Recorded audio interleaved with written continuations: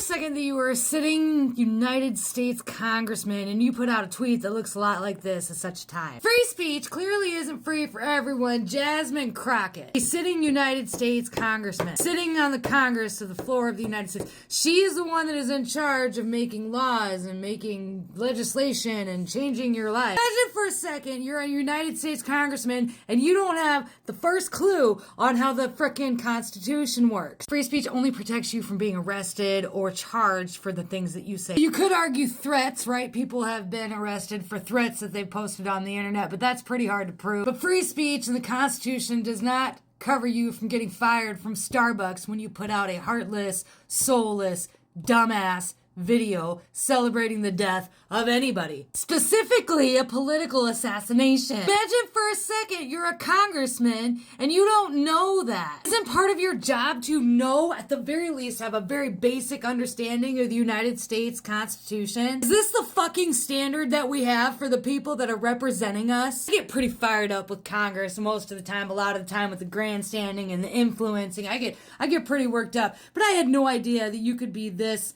ignorant. Young lady, take this down. It's embarrassing. You, of all people, should know this, okay? I don't blame the little peons out here on TikTok complaining about losing their jobs and their freedom of... I don't blame them because they probably don't at least comprehend what that amendment is, okay? I can't blame them. They don't work for the government. It's not their job to know. But it is your job, Jasmine Crockett, to know, to understand, to comprehend. These are the people that are making the decisions that impact your every single day life. Your livelihoods, whether or not you can put food on the table, how that's going to work, how much it's going to cost, what you're going to be arrested for, what you can't be arrested for. These people.